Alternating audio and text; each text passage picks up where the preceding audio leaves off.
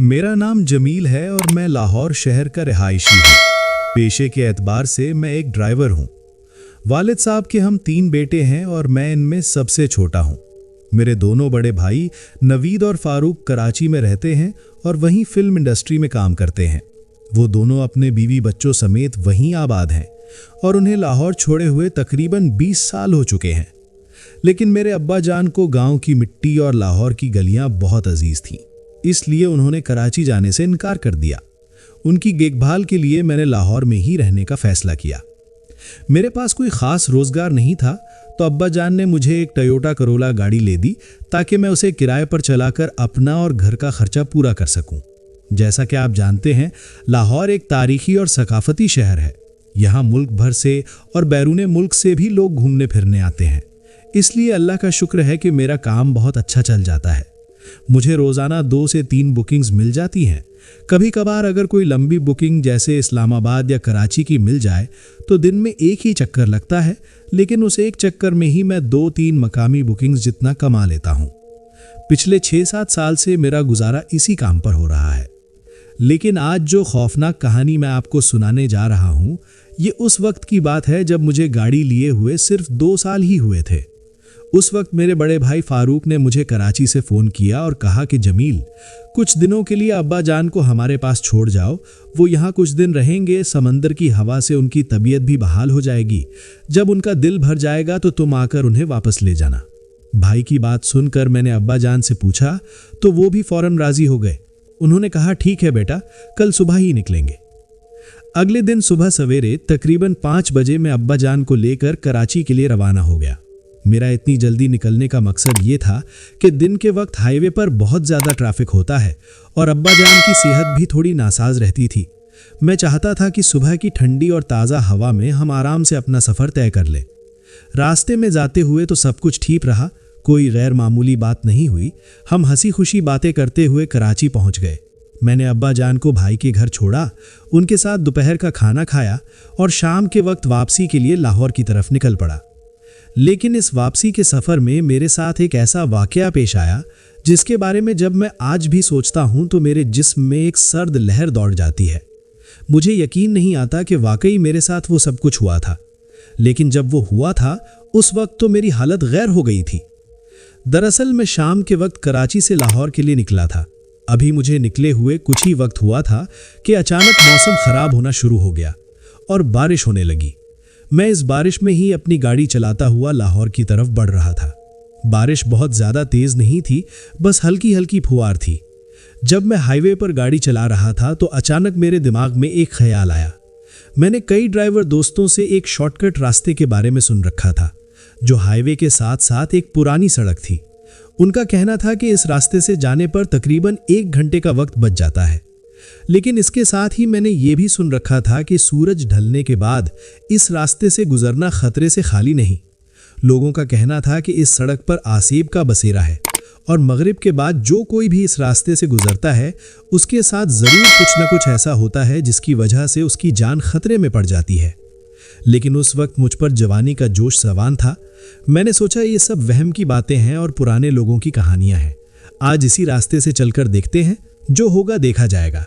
वैसे भी कौन सा रोज रोज यहाँ से गुजरना है। यही सोचकर मैंने अपनी गाड़ी को हाईवे की रोशन और कुशादा सड़क से उतारकर इस तंग और तारीक रास्ते की तरफ मोड़ लिया। सड़क पर उतरते ही मुझे अपने फैसले पर थोड़ी पशेमानी होने लगी। ये सड़क वाकई बहुत सुनसान थी। दूर दूर तक आबादी का कोई नामो निशान नहीं था। सड़क के दोनों तरफ घने और ऊंचे दरख्त थे जो एक दूसरे में ऐसे घुसे हुए थे जैसे उन्होंने आसमान को छुपा लिया हो। उनके नीचे झाड़ियों का एक जाल बिछा हुआ था जो बारिश की वजह से और भी हरा भरा और पुरस्रार लग रहा था। अब तक मेरे साथ कोई भी ऐसी बात नहीं हुई थी जिससे मुझे डर लगता, मगर माहौल की वहशत ही काफ़ी थी।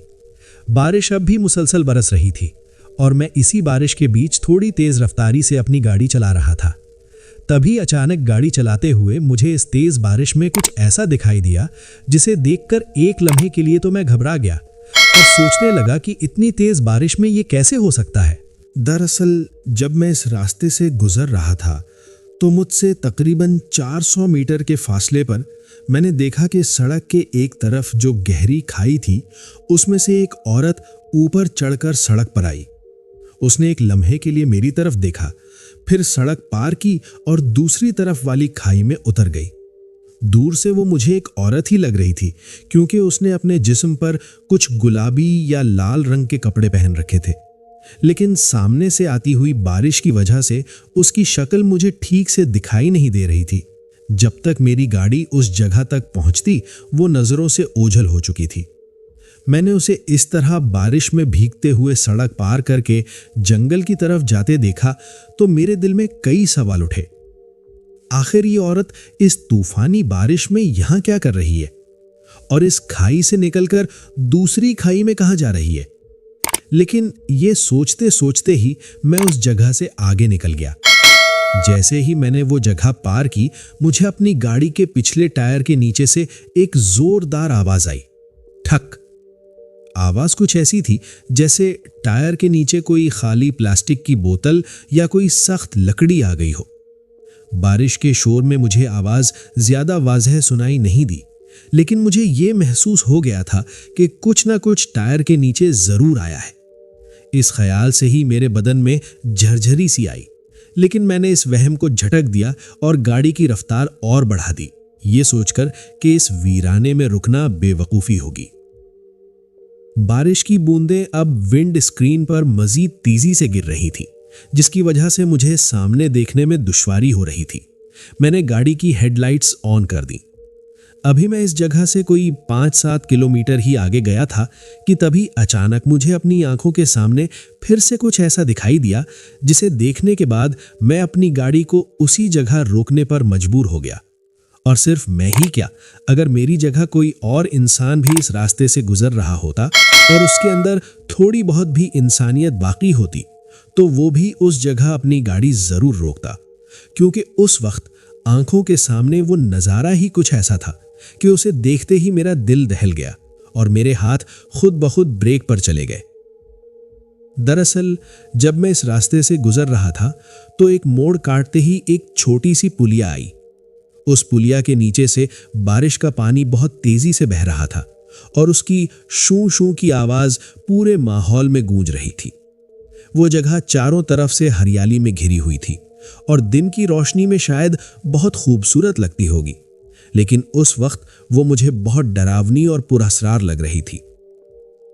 जैसे ही मैं इस पुलिया के करीब पहुंचा तो गाड़ी चलाते चलाते ही मुझे सामने दिखाई दिया कि सड़क के बीचों बीच एक छोटा सा बच्चा पड़ा हुआ है। वो खून में लथपथ था और उसके जिस्म से बहता हुआ खून बारिश के पानी में मिलकर सड़क के किनारे खाई की तरफ जा रहा था। लेकिन उस वक्त वहां वो लड़का अकेला नहीं था, बल्कि उसके पास ही एक औरत बैठी हुई थी जिसने उसका सर अपनी गोद में रखा हुआ था और वो अजीब बेतासुर नजरों से उसे देख रही थी। जैसे ही उसे मेरी गाड़ी आती हुई दिखाई दी, वो अचानक उस लड़के के सर को अपनी गोद से हटाकर सड़क पर रखती है और भागती हुई मेरी गाड़ी के सामने आकर खड़ी हो जाती है। वो दोनों हाथ फैलाकर मुझे गाड़ी रोकने का इशारा कर रही थी। एक लम्हे के लिए तो उसे देखकर मुझे ऐसा लगा कि हो सकता है ये किसी लुटेरों का गिरोह हो, क्योंकि मैंने कई बार सुना था कि सुनसान सड़कों पर लूटमार करने वाले लोग ऐसे ही किसी हादसे का ड्रामा करते हैं। जैसे ही कोई रहमदिल इंसान मदद के लिए रुकता है, वो उसे लूट लेते हैं और बाज औकात तो जान से भी मार देते हैं। लेकिन जब मेरी नज़र सड़क पर खून में लथपथ पड़े इस मासूम बच्चे पर गई तो मुझे उस पर बहुत तरस आया।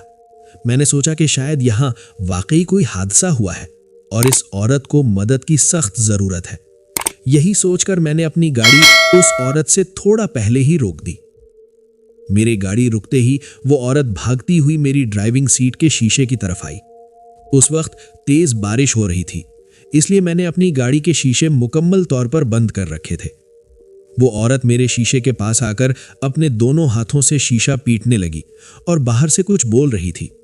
शीशा बंद होने की वजह से मुझे उसकी आवाज तो सुनाई नहीं दे रही थी, लेकिन उसके चेहरे के तासुरात और घबराहट से ऐसा लग रहा था जैसे वो मुझसे मदद मांग रही है। इसे इतना घबराया हुआ देखकर मैंने अपनी गाड़ी का शीशा थोड़ा सा नीचे किया, क्योंकि उस वक्त मदद करने के जज्बे के साथ साथ मेरे दिल में अपने साथ किसी अनहोनी का खौफ भी था। मुझे लग रहा था कि कहीं मेरे साथ कुछ गलत ना हो जाए। जैसे ही मैंने थोड़ा सा शीशा नीचे किया तो उस औरत की कांपती हुई आवाज मेरे कानों में पड़ी। वो रोते हुए कह रही थी, साहब, हमारे बेटे का एक्सीडेंट हो गया है, खुदा के लिए हमारी मदद करें और हमें आगे शहर के किसी अस्पताल तक छोड़ दें। वो बार बार मुझसे यही इल्तिजा कर रही थी। उस वक्त मैं गहरी सोच में पड़ा हुआ था। मेरे दिमाग में बस यही चल रहा था कि इस औरत की मदद करने के चक्कर में कहीं मैं खुद किसी मुसीबत में ना फंस जाऊं। मेरा ये सोचना गलत भी नहीं था, क्योंकि मैंने पहले भी सुना था कि इस तरह की सुनसान सड़कों पर मदद मांगने के बहाने लोगों के साथ बहुत कुछ गलत किया जाता है। मैं इतना ज़्यादा सोच में पड़ गया था कि जब वो औरत मुझसे बात कर रही थी तो एक लम्हे के लिए मैंने उसके चेहरे की तरफ देखा और फिर सड़क पर पड़े हुए उस छोटे से बच्चे के मासूम खून आलूद चेहरे की तरफ देखा। मैंने 3-4 बार इसी तरह इन दोनों की तरफ देखा। अब वो औरत खामोश हो गई थी और अजीब खाली नज़रों से मुझे घूर रही थी। उसे चुप होता देखकर मैंने सोचा कि शायद उसकी उम्मीद टूट गई है और उसे लग रहा है कि मैं उसकी मदद नहीं करूंगा। मेरे अंदर का इंसान जाग उठा और मैंने खुद से कहा, जमील, अगर ये सच में मुसीबत में हुए तो इनकी बद्दुआ लगेगी। ये सोचते ही मैंने उस औरत से कहा, ठीक है, आप अपने बच्चे को ले आइए, मैं आपको आगे अस्पताल तक छोड़ देता हूँ। मेरे ये कहते ही उसके चेहरे पर एक अजीब सी मुस्कुराहट आई और उसका चेहरा जो पहले बुझा हुआ था एकदम से खिल उठा। मेरे इतना कहते ही वो भागती हुई उस बच्चे की तरफ गई और उसे अपनी गोद में उठाकर मेरी गाड़ी की तरफ लाने की कोशिश करने लगी। अब तक मैं अपनी ड्राइविंग सीट पर ही बैठा हुआ था, लेकिन मैंने देखा कि वो अकेली औरत उस बच्चे को नहीं उठा पा रही थी। उसने बच्चे को उठाने की बहुत कोशिश की, लेकिन बच्चे का वजन उससे संभल नहीं रहा था। उसे इतनी कोशिश करते हुए देखकर मैंने सोचा कि मुझे कार से उतरकर उस औरत की थोड़ी मदद करनी चाहिए। इसके बाद मैंने अपनी गाड़ी का दरवाज़ा खोला और कार से नीचे उतरा। मुझे कार से नीचे उतरता हुआ देखकर वो औरत जो अब तक बच्चे को उठाने की कोशिश कर रही थी एकदम रुक गई और खड़े होकर मेरी तरफ देखने लगी। फिर मैं कार से चलता हुआ उसके पास गया और उससे कहा, मैं आपकी थोड़ी मदद कर देता हूँ, शायद आप अकेली इसे नहीं उठा पा रही होंगी। मेरे ऐसा कहते ही उसने अपनी गर्दन हाँ में हिलाई और उसके बाद बच्चे को उठाने लगी। वो औरत बच्चे के सिर की तरफ से उसे पकड़ रही थी और मैं उसके पैरों की तरफ से उसे पकड़कर उठाने के लिए नीचे झुका। लेकिन जैसे ही मैं नीचे झुका तो मुझे कुछ ऐसा दिखाई दिया कि नीचे झुकते ही उस चीज को देखकर मेरी वहीं की वहीं हालत खराब हो गई। इस तेज बारिश में भीगने के बावजूद मेरे जिस्म से पसीने के फवारे छूटने लगे। उस चीज को देखते ही मैं समझ गया कि मैं आज एक बहुत बड़ी मुसीबत में फंस चुका हूँ और मैंने सबसे बड़ी गलती अपनी कार से नीचे उतर कर की थी, क्योंकि अब मैं एक ऐसे जाल में फंस चुका था जहां से अगर मैं भागने की कोशिश करता तो मुझे इस बात का यकीन था कि मैं अपने आप को नहीं बचा पाऊंगा। उस वक्त मैंने भलाई इसी में समझी कि मैं भी यही नाटक करता रहूं कि जैसे मैंने कुछ देखा ही नहीं है या मुझे इस चीज की सच्चाई का इल्म ही नहीं है। अब आप लोग सोच रहे होंगे कि आखिर मैंने उस वक्त वहां ऐसा क्या देखा था जिसकी वजह से मैं इतना ज्यादा डर गया था। तो मैं आप लोगों को बता दूं कि जैसे ही मैं उस बच्चे को उठाने के लिए नीचे झुका तो अचानक मेरी नज़र उस औरत के पैरों की तरफ गई। जैसे ही मेरी नज़र उस औरत के पैरों पर पड़ी, मेरी आंखें फटी की फटी रह गईं, क्योंकि उस वक्त मैंने देखा कि उस औरत के पैर बिल्कुल उल्टे थे। यानी आगे की तरफ तो उसकी एड़ियां थीं और पैरों के पंजे बिल्कुल पीछे की तरफ मुड़े हुए थे। ये मंजर देखते ही मैं समझ गया कि ये कोई आम औरत नहीं बल्कि ये कोई चुड़ैल है, क्योंकि मैंने अपने दादा और अब्बा जान से बचपन में कई ऐसी कहानियां सुनी थीं जिनमें वो बताते थे कि चुड़ैलों के पैर उल्टे होते हैं। उस वक्त उस चुड़ैल के पैर सड़क पर बहते पानी में पूरी तरह डूबे हुए थे और पानी उसके पैरों को छूता हुआ आगे निकल रहा था। पीछे की तरफ मुड़ी हुई उसकी उंगलियों के लंबे लंबे नाखून थे जो उस वक्त मुझे बहुत ज़्यादा सड़े हुए और गले हुए दिखाई दे रहे थे। ये देखते ही मैं समझ गया कि ये एक चुड़ैल है और इसने आज मुझे अपने जाल में फंसा लिया है।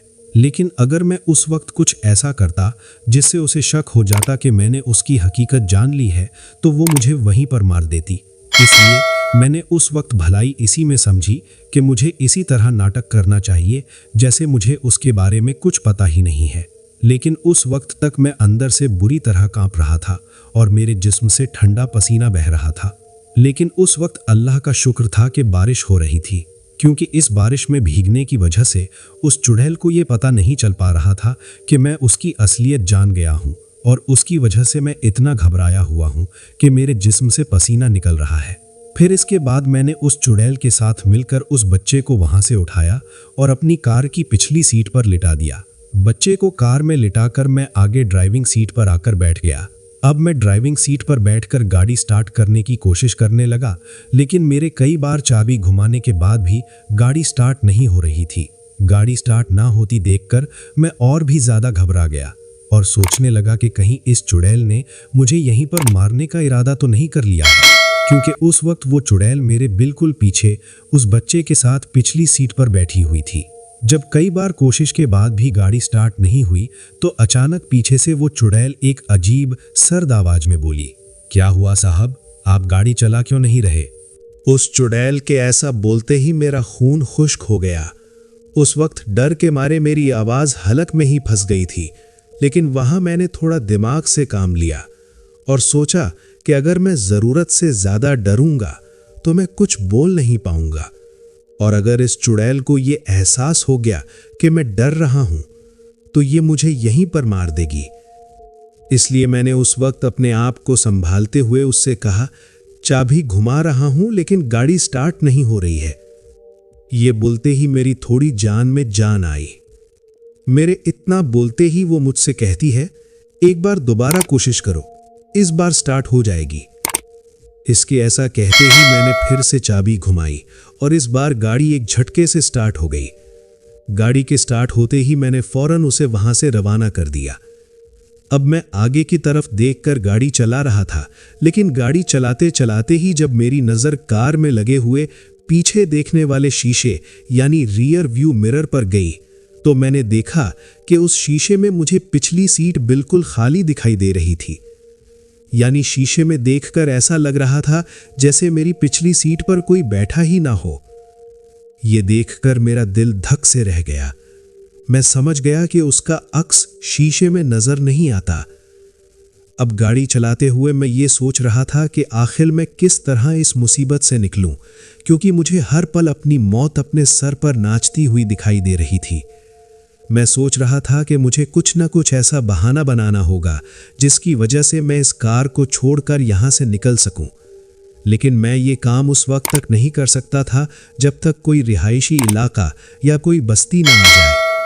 इस सुनसान इलाके में तो गाड़ी छोड़कर भागने का कोई मतलब ही नहीं था, क्योंकि वो चुड़ैल मेरा पीछा करके मुझे कभी भी मार सकती थी। इसलिए मैं तकरीबन 1 घंटे तक इसी तरह गाड़ी चलाता रहा और वो चुड़ैल उस खून में लथपथ बच्चे के साथ मेरी कार में मेरे साथ बैठी रही। इस 1 घंटे के दौरान ना तो उसने मुझसे कुछ कहा और ना ही मैंने उससे कुछ बोलने की हिम्मत की, लेकिन मैं ही जानता हूं कि मैंने वो 1 घंटा कैसे गुजारा था। मेरे लिए वो 1 घंटा 1 साल के बराबर था।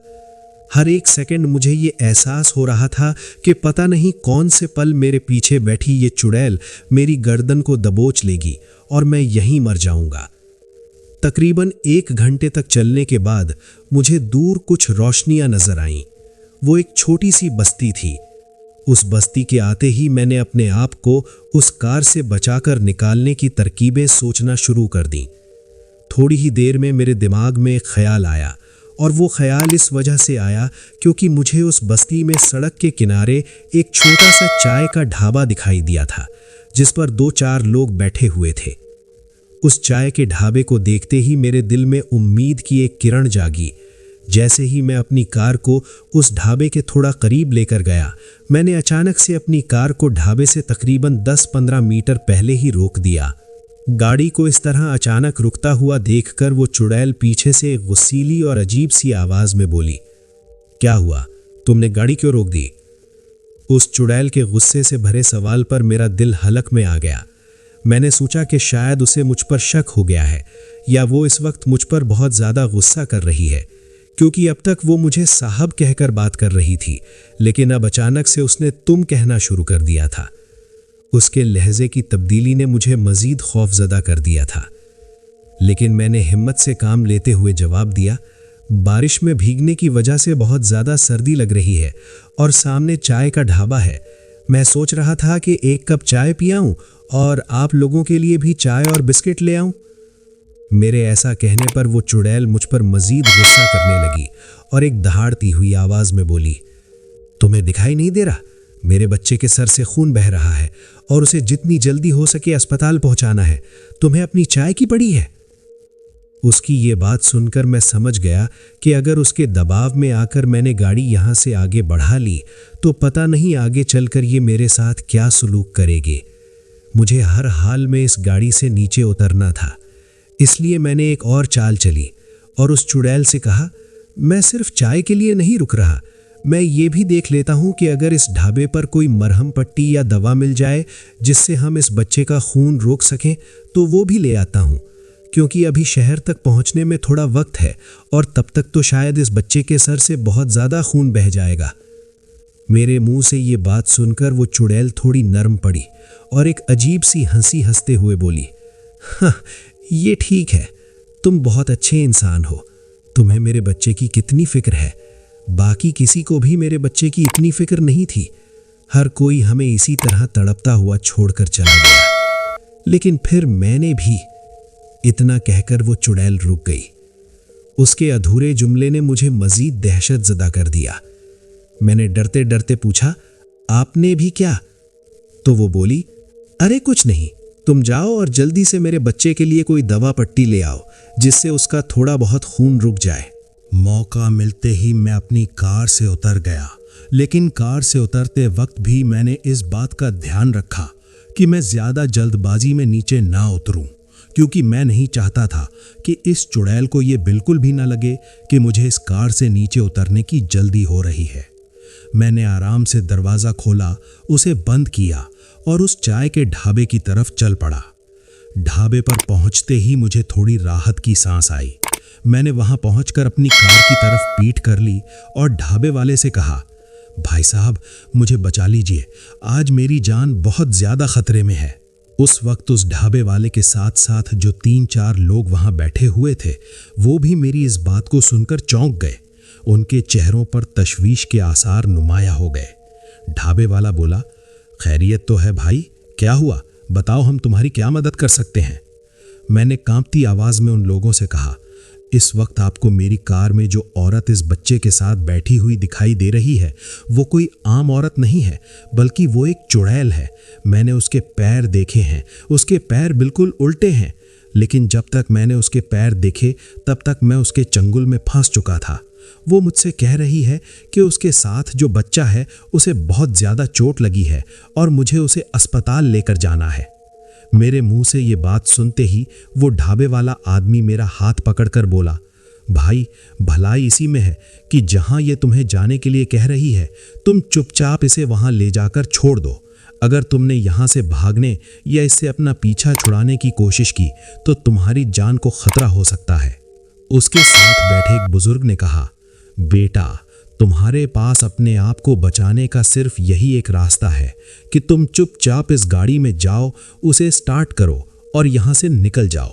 जिस भी जगह वो तुमको जाने के लिए कहती है उसे चुपचाप उस जगह पर छोड़कर वहाँ से निकल जाओ, क्योंकि अगर तुमने ऐसा नहीं किया तो ये तुम्हारे घर तक भी तुम्हारे पीछे पीछे चली जाएगी और फिर तुम्हारा वो हाल करेगी कि शायद तुम्हें अपनी ज़िंदगी से भी हाथ धोने पड़ जाएं।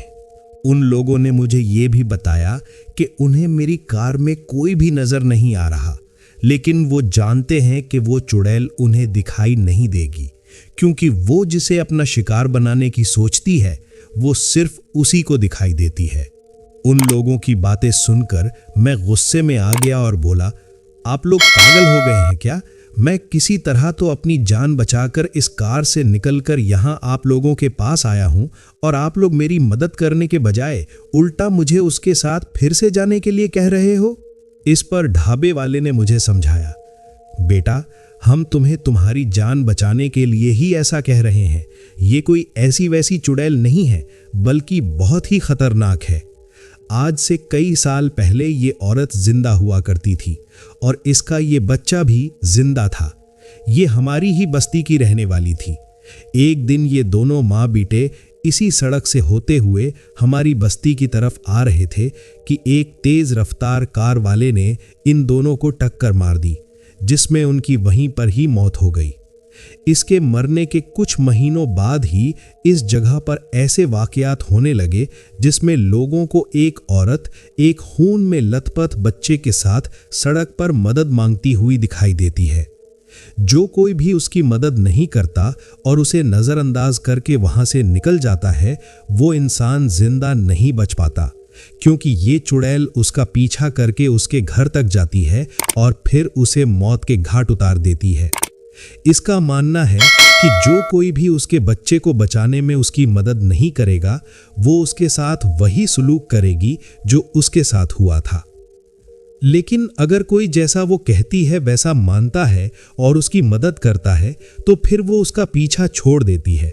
तो इसलिए हम तुम्हें कह रहे हैं कि अगर वो तुम्हें अपने बच्चे को किसी अस्पताल छोड़ने के लिए कह रही है, तो तुम चुपचाप गाड़ी में जाकर बैठो और उसे वहां से लेकर शहर के किसी अस्पताल में छोड़ दो, और उसे वहां छोड़ने के बाद सीधा अपने घर जाना, गुस्ल करना और आयतल कुर्सी और चारों कुल का विर्द करना। इससे अगर ये चुड़ैल तुम्हारी मदद करने के बाद भी तुम्हारे पीछे आना चाहेगी तो नहीं आ पाएगी। उन लोगों की बात अब मेरी समझ में आ गई थी। मैंने उनका शुक्रिया अदा किया और भारी कदमों से वापस अपनी कार में आकर बैठ गया। कार में बैठते ही वो चुड़ैल बोली, क्या हुआ, तुम तो खाली हाथ ही आ गए। मैंने उसे समझाते हुए कहा, इस चाय वाले के पास ना तो कोई दवा पट्टी है और उसे चाय बनाने में भी थोड़ा वक्त लगने वाला था। मैंने सोचा तब तक तो उस बच्चे के सर से काफी ज्यादा खून निकल जाएगा, इसलिए मैं वहीं से वापस लौट आया। मेरी बात सुनकर वो मुझे अजीब शक भरी नजरों से घूरते हुए बोली, अगर उसके पास ऐसा कुछ था ही नहीं तो तुम इतनी देर तक वहां क्यों खड़े थे और तुम उस आदमी से क्या बातें कर रहे थे। अब मैंने अपने आप को बचाते हुए उस चुड़ैल से कहा, मैं बात कुछ नहीं कर रहा था, मैं सिर्फ ये पूछ रहा था कि आगे सबसे नजदीक अस्पताल कौन सा है। और आधा वक्त तो उस आदमी ने अपनी दुकान में कुछ दवा पट्टी ढूंढने में ही लगा दिया, लेकिन काफी देर ढूंढने के बाद भी उसे कुछ नहीं मिला। इसी वजह से मुझे वक्त लग गया। तो फिर वो चुड़ैल मुझको अजीब तरीके से घूरते हुए बोली, ठीक है, अब जल्दी चलो। मैंने एक लंबी सांस ली, बिस्मिल्लाह पढ़ी और अपनी कार को फिर से स्टार्ट किया और उस बस्ती से भी निकल गया। अब उस बस्ती के बाद आगे जो रास्ता आ रहा था वो और भी ज्यादा डरावना होता जा रहा था। आसमान पर काले बादल छाए हुए थे और रात का माहौल मजीद खौफनाक हो गया था। लेकिन तकरीबन आधे घंटे के बाद वो रास्ता एक बड़े हाईवे पर जाकर निकला। हाईवे पर चढ़ते ही मैंने अपनी कार को काफी तेज रफ्तार में चलाना शुरू कर दिया। मैं जल्द अज जल्द उस चुड़ैल से छुटकारा पाना चाहता था। लेकिन जैसे ही मैंने कार की रफ्तार बढ़ाई, वो चुड़ैल पीछे से बोली, इतनी जल्दी भी क्या है। मुझे फौरन ढाबे वालों की बात याद आई कि मुझे इसे ये बिल्कुल भी महसूस नहीं होने देना है कि मैं घबरा रहा हूं। इसलिए मैंने फिर से गाड़ी की रफ्तार कम कर ली और कुछ ही देर बाद मुझे एक अस्पताल का बोर्ड दिखाई दिया। उस अस्पताल के बाहर जाकर मैंने अपनी कार रोक दी। कार के रुकते ही वो औरत अपने बच्चे को उठाए मेरी कार से उतरी और अस्पताल के गेट की तरफ चल पड़ी। मैंने एक लम्हा भी जाया किए बगैर अपनी कार को वहां से भगा लिया। जब मैं कार को लेकर वहां से निकल रहा था तो मैंने साइड वाले शीशे में देखा, लेकिन वो चुड़ैल मुझे इस शीशे में नजर नहीं आई।